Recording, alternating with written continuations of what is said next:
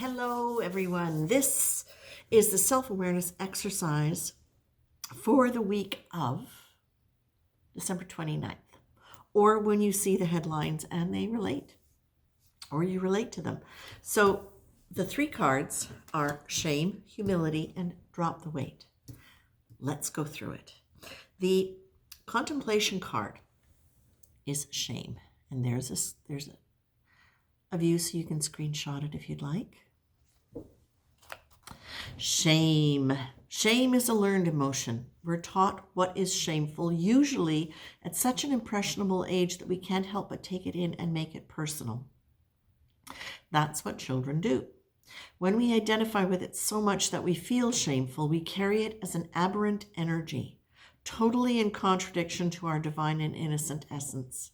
It erodes our sense of value, worth, and self-esteem. It robs us of our personal power. Now, I think this is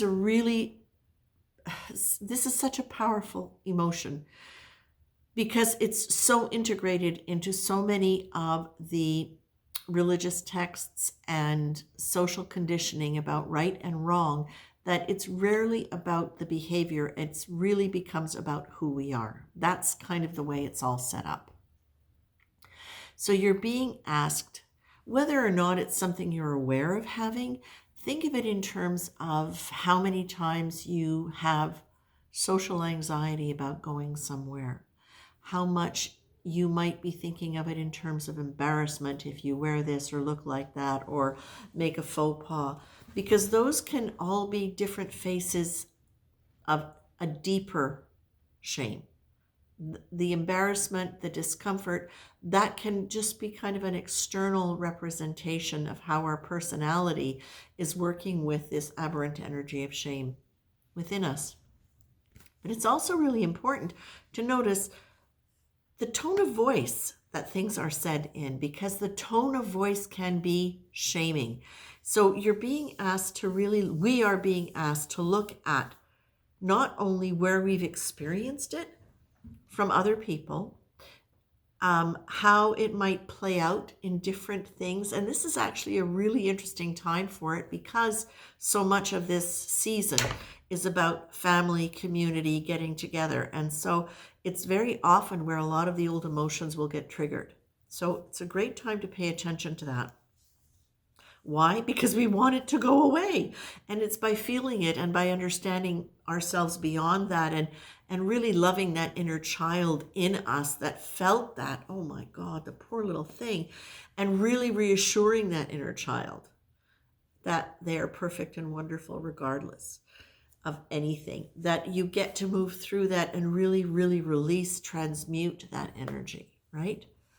It's also important, or it's valuable, let's say it's valuable, to notice if we find ourselves shaming other people. Because if we are shaming other people, probably the reason we are doing that is because there is still a shame energy in us.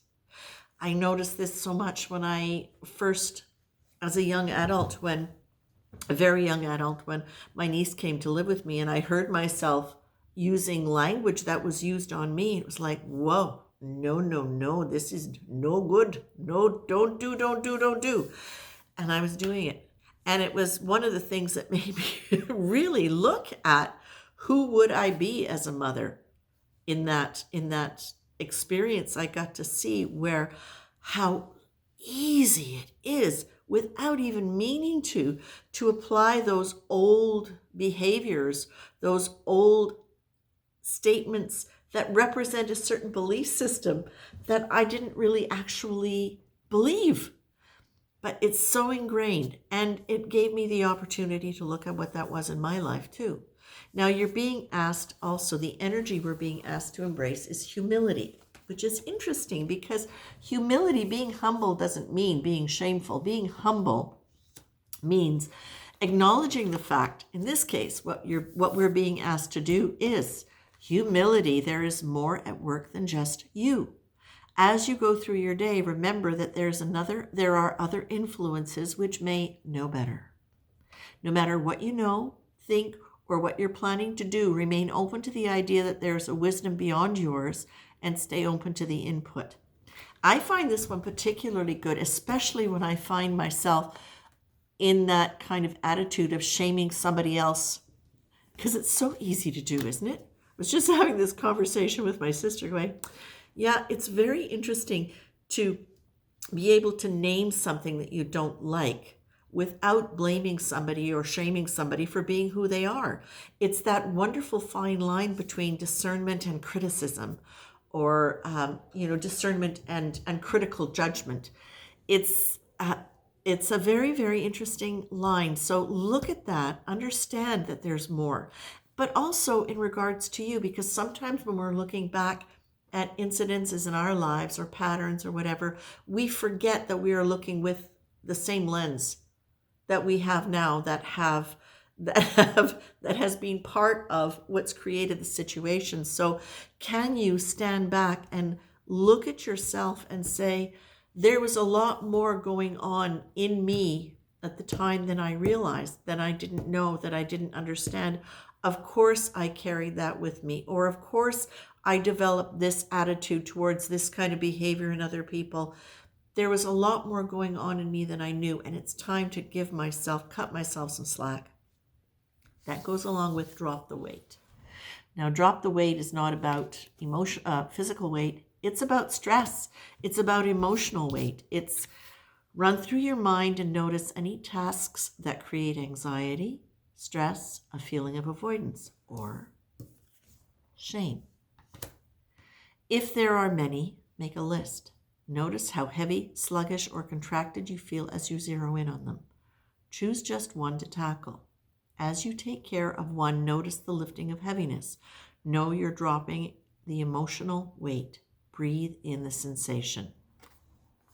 That actually is a term that came to me from a friend of mine who was in AA, and she lent me a book called Drop the Weight, and it was talking about, and it was written specifically for AA or by somebody in AA, and it was talking about the idea of how the buildup of stressors within our minds can lead to compulsive behaviors, and need to avoid, and just this sense of overwhelm that then people will often use some kind of a distraction to kind of avoid, to get over it, but that stress is still there. So this, I think, is really fascinating, especially considering, again, the week coming up with the holidays. It's like, okay, humility, there's more at you just going on. Do you need to shame people for being who they are? Can you say in your own mind, I don't like it, I will not be around them as much as possible, but I don't have to shame them for being who they are. Likewise, I don't have to shame myself for not liking them, for not wanting to be around them, for not valuing what they do. There's a whole bunch of different ways to play this.